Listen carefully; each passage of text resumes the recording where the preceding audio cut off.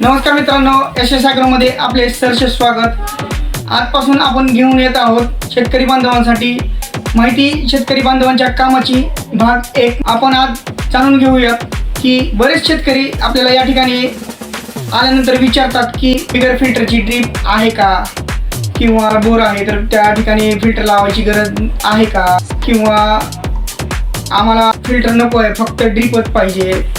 तर एवढ्या सगळ्यामध्ये आपल्याला या ठिकाणी की खरंच ड्रीप बरोबर फिल्टरची गरज आहे का, ही माहिती आपण या ठिकाणी आज घेणार आहोत। तर मित्रांनो, की आपण ज्या वेळेस ड्रीप घेतो त्यावेळेस फिल्टर घेणं हे आवश्यक आहे का, तर नक्कीच फिल्टर हे घेणं आवश्यक आहे।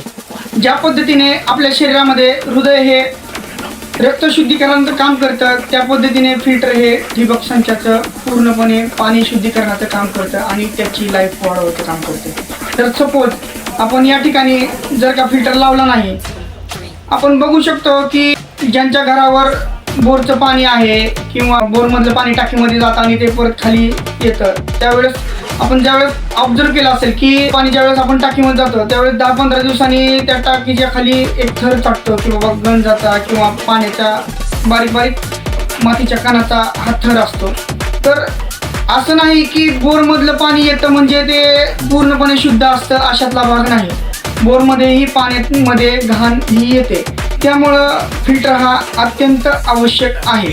अशा पद्धतीने ज्या वेळेस बोरवेलमधील किंवा विहिरीमधील जे पाणी आपण विदाउट फिल्टरचं वापरतो त्यावेळेस त्यामधील जी घाण आहे ती आपल्याला इनडायरेक्टली आपल्या ड्रीपच्या नळ्यांमध्ये जाणार आणि त्या नळ्यांचं आयुष्य जे आहे ते कमी होणार।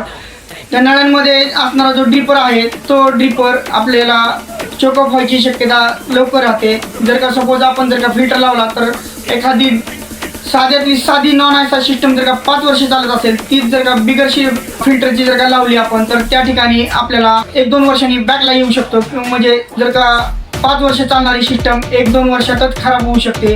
तर अशा पद्धतीने आपल्याला ड्रीप बरोबर फिल्टर हा लावलाच पाहिजे। अगदी कमी किमतीचा लावा, पण फिल्टर हा लावा। साध्यातला साधा लावला तरी चालतो, पण फिल्टर हा ड्रीप सिस्टम बरोबर असलाच पाहिजे। तर मित्रांनो, आजची ही माहिती खरंच आपल्या फायद्याची होती का नाही ते आम्हाला नक्की कमेंटमध्ये सांगा। आपल्याला आणखी कोणत्या विषयावर माहिती पाहिजे तेही आम्हाला या ठिकाणी कमेंटमध्ये सांगा।